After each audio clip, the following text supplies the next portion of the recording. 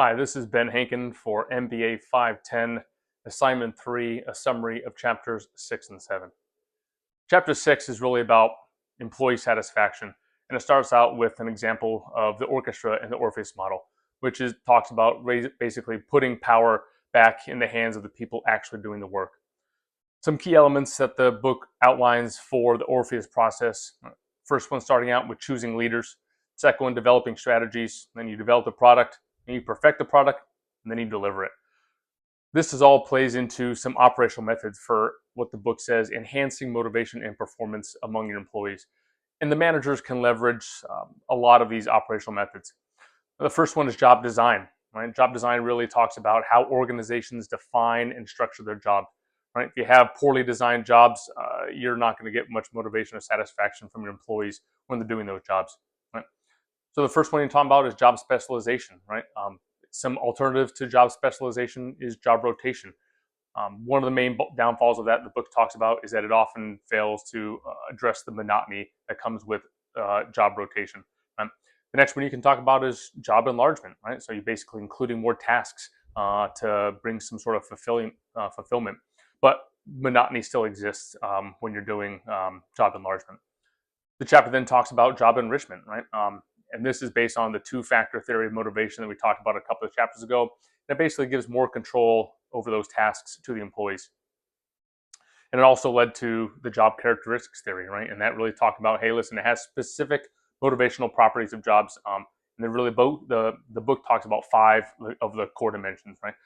In the critical physiological states. So it talks about the 3 of those before we get into the 5 core job dimensions. So the 3 physiological states the book talks about is you need to have experienced meaningfulness of the work, right? You need to have responsibility for the outcomes of the work, and you need to have knowledge of the results. The book then goes on to talk about the 5 core job dimensions, right? So skill variety, task identity, task significance, autonomy, and feedback. So those are some of the critical things for the job performance, job characteristic theory. The chapter then talks about employee participation and empowerment, which one of my videos talked about as well. Some benefits of this, right? So you have increased commitment and satisfaction among employees, and some approaches that it gives for approaches to participation and empowerment, right? So you do work teams, right? And also organizational restructuring, right? So basically eliminating hierarchy layers, decentralizing power. That's not a thing in my line of work, but it works in other settings, right? Think Google, Facebook, and there's in that eliminating hierarchy layers or decentralizing the power, it basically empowers others, right? So some ways that the leaders or managers can do that, you basically articulate a clear vision or goal, which is what the chapter talks about, and you model successful behaviors, right? Do as I do, not as I say, which is flipped around, right? You also send positive messages by doing that, and you build employee confidence through fairness and honesty. Right? Another way you can do it is by flexible work arrangements, right? So a lot of my friends in the military and the defense sector do 980s, right? You can also do extended work schedules, basically long periods of work followed by long periods of either paid time off or vacation time, what have you, right? So a give and take, a yin and yang there. You can also do flexible work schedules if your company allows it, right? And you can also do telecommuting or alternative workplaces, which is what the chapter talks about. Another way they talk on another chapter, and then another portion in which the chapter talks about is goal setting and motivation, right? And it goes into goal setting theory, which it talks about Locke and Latham, right? The difficulty, the goal has to have sufficient difficulty, right? It's challenging but attainable goals. That leads to harder work. If they're extremely unattainable, right, people are just going to give up. You also need to have goal specificity, which is what the book talks about. You need to have clear and precise goals, right? And you also need to have management by objectives, or MBO, which is what the chapter goes into. And that's basically a process of setting goals through which organizational goals cascade or fall down or trickle down through the organization, right? To do this, right, top managers need to set overall goals and then trickles on down. They need to be set verifiable goals, which is what the chapter talks about.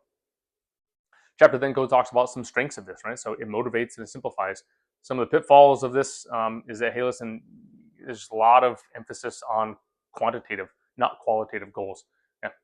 The chapter then talks about some performance management stuff, right? And the purpose of performance management is basically to provide feedback and to decide how much people are going to get rewarded, who's going to get promoted, right? And it's also a starting point for training, which is what the chapter elaborates on. The chapter then moves on to elements of performance management, right? Who does the appraisal? That's a super important part of it. And it talks about 360-degree feedback. So 360 feedback. We do this in the military, right? And we're always looking for ways to improve. We're always asking for honest improvement, right? You don't need to be, you still need to have some tact, right? In the submarine force, so you don't have to worry about it so much tact. We all have thick skin, but we're always looking for ways to improve. I don't really care what I'm doing well. That's great. It feeds the ego, but the ego is the enemy, right? And so I need to know what I can improve upon. So I have a light ring, right? I have a microphone, so taking feedback on board, right? I need to know where I can improve.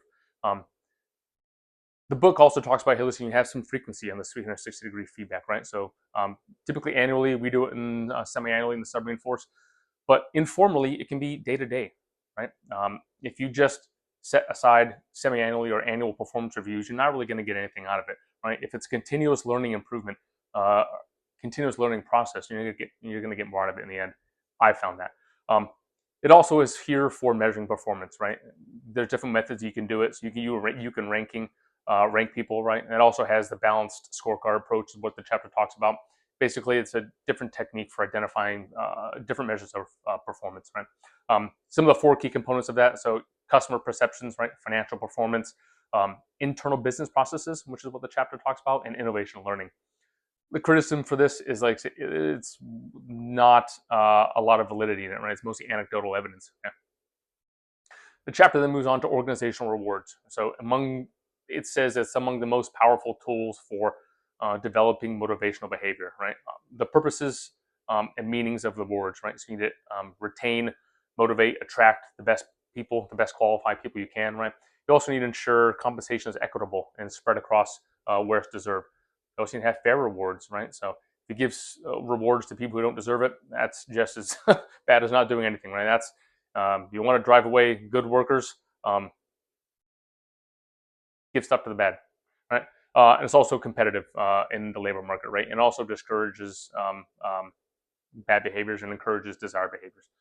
Some of the types of rewards that you can talk about, which goes into my last video, which hopefully you've seen or have not done yet, which kind of gives a glimpse into how submariners lead. But base pay, right? So that's one of the most important things for people. I cannot increase base pay, right? I don't have that power. That's based on the rank and big Navy, right? Employee benefits plan, right? I also can't change that, right? I can't change a lot of stuff about my organization, right? But if you are in a position to change it, that's a good way to give some perks, right? So life and insurance plans, pensions, retirement, 401k matching, right? What I can do with is awards and perks, which the chapter talks about, right? Perks and awards. One of the issues relating to rewarding performance, right, is you need to link the performance and the rewards, right? What the book says, quote, they must perceive a clear, direct link between their own job-related behaviors and the attainment of those rewards, right? End quote. If they're not related, there's no point even doing it, right? There needs to be a direct link between those so that people understand that they're getting rewarded for what they're doing, and that these are the behaviors that I want that the company espouses, right?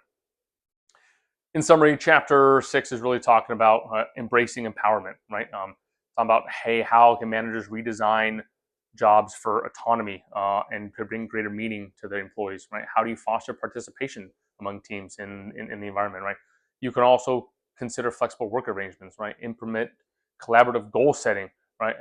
And you can also, the big part talk about is aligning rewards and performance, right? That's the summary of chapter 6. Chapter 7 goes into groups and teams. This is an interesting chapter. I like it, right? One of the key distinctions that the chapter talks about, hey, listen, all teams are groups, but not all groups are teams, right? All all squares are rectangles, not all rectangles are squares. Okay. Teams are basically defined for interdependence, right? There's some types of groups and teams. So yeah, formal groups, right? Work groups, affinity groups, right? And some teams they talked about is functional teams, right? Basically within the same department. Cross-functional teams from different departments. You have problem-solving teams, self-directed teams, venture teams, or virtual teams, if that's what your company decides to do. You also have global teams. Okay. And you also, those are the formal groups. You also have informal groups, right? So people that have been around you for your entire life, right? So friendship groups, interest groups, hobby groups. Okay. Chapter 7 then goes on to talk about some factors in group and team performance. Some composition that it talks about is homogeneous groups, right? So they're similar in critical ways, either age, experience, job type, technical background, right? Or heterogeneous groups, right? So they differ in those critical ways. Hey, maybe a makeup of Gen Z all the way to baby boomers or millennials. Maybe you have managers and workers and supervisors and CEOs and white collar, blue collar, what have you, right? So those are some examples of heterogeneous groups, right? The benefit of those is they generate generally a wider range of viewpoints, right? They have more discussion. There's also more conflict, but they bring better solutions to the table, which is what we get into next, cultural diversity. I think we've talked about this in 2 or 3 chapters before, video 1 and video 2, right? Some downfalls that the chapter talks about, specifically chapter 7. Hey, listen, it can lead to stereotyping, right? Communication problems, distrust among the team. But those are some things that you probably need to risk, right? So it's been shown, and I think everybody has had the experience that culturally diverse teams bring a wider range of problem-solving techniques and ways to get after a solution or to get after a problem than non-culturally diverse teams, right? It's not to say it's the best every single time, but there's a lot of data to support that it is, right? The chapter talks about coastal or social loafing. I'm not getting into that, right? Also talks about cohesiveness. Basically, what it talks about is, quote, the extent to which a group is committed to remaining together, end quote. That's super important in my line of work, right? I need to create an atmosphere where people understand and they want to help the man or woman beside them before themselves. It's hard to get, but where you should toward. The chapter talks about, hey, highly cohesive groups are more effective at attaining the goals, and I've seen that firsthand. Right? The chapter also defines the crucial point, which is basically where a group's goals are compatible with the organization's goals. That's nirvana. Right? If I can get the group, that's what leadership is, right? So I want to get you to do what I want you to do without you knowing that I'm making you do it. Right? I want it to be your idea. I want it to be inception, right? I want your goals to be aligned with the organization's goals. That's hard. That's a hard thing to do. And that's why they call it the crucial point, right? So that's a factor, that's a characteristic of highly effective teams. The chapter then goes into informal leadership, which I love this part, right? So it's a tremendous asset, right? If you have the people who are doing informal leadership, their goals align with the organization's goals, right? Informal leadership probably happens more so than formal leadership, right? I would argue, right? But if the goals of the individual doing informal leadership are not aligned with the organization's goals, right, there's a lot of difficulties that can come from that, right? It can breed mistrust among the entire organization if someone has the ear of someone else. So say an established guy bends the ear of a new guy or a new woman coming in, right? And they trust them before they realize what's going on with the organization. That's not a good place to be. The chapter then goes and talk about, hey, listen, the importance of new member integration. Right? So it's critical for maintaining team effectiveness. We do this in the military process onboarding, right? We do that in boot camp or when you first join the military before you even go to the fleet. Right? You get indoctrinated into our culture, into what's important to sailors. And I'm sure every single organization or business has something similar, right? The chapter also talks about some stages of group and team development, right? So the INGs, right? Forming, storming, norming, and performing. There's a little more in-depth description in the chapter, but that's the basic overview, right? The chapter then goes on to talk about implementing teams in organizations, right? So different phases. You have the startup phase, right? So then reality and unrest, where hey, listen, they've gotten past the honeymoon phase, and maybe there's some disagreement starting, right? And then they have moves on to leader-centered teams, where somebody naturally comes to the front and they learn to just follow that one person, right?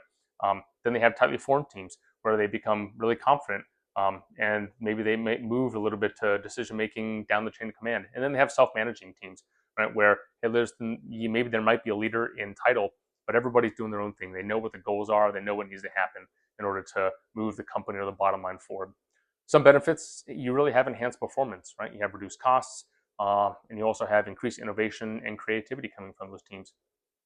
There is some cost to that, right? So it's difficult to change, to bring somebody in if they're highly cohesive and somebody leaves, someone may not pick up the slack, right? We have this in the military. Every 3 years, everybody's always moving. And so the good thing is if you have a bad boss, you know he or she's going to be gone in 3 years. But when you really strike gold and people are working together in harmony, right, that doesn't last too long. And so it's difficult to leave that organization when everything's going well, right? It can also slow down the development process, right? And the book also talks about, hey, listen, you can also talk about promoting effective top management support, right? So that's critical for forming these teams, is having support from the top, right? And they also need to understand timeframes, which the book talks about. The chapter then talks and moves on to emerging challenges and team opportunities, right? So virtual teams right now, post-COVID, I know a lot of people were doing it pre-COVID, but now post-COVID, right? Everyone has a geographic or time separations, right? You may be in Milan or West Coast, East Coast, Mountain Time, GMT, what have you, right? It's hard to feel that connection with your team, right? You have some isolation, maybe you have difficult feeling connected. Right? And it takes a different leader in order to lead in that environment or to manage in that environment when not everybody is in the office at the same time. Right? You need to have open communication. You need to trust that people are going to do the things that they need to do unsupervised. Right? And it also draws out you as a leader. You need to provide clear direction and individual goals. Right? You can't just rely on word of mouth or nuance or something like that. Right? You need to provide clear direction for somebody half a world away. Right? And then it also enhances your ability to be a role model in that environment. Chapter 7, in summary, really talks about, hey, listen, managers and leaders right now, we must approach groups and teams differently, right? So post-COVID, in the virtual environment, right? Each individual is different, right? They bring a lot of different cultural backgrounds or thoughts, values, emotions into the organization. You need to understand them. So this just plays on and adds on to chapters 1 through 6 already, right? You need to understand the team members going into your organizations and your teams in order to really make them the best versions of themselves and get the most out of what you need to go. Anyway, that is Ben Hankin. Well, I'm Ben Hankin. That's summaries of chapters 6 and 7. Thank you.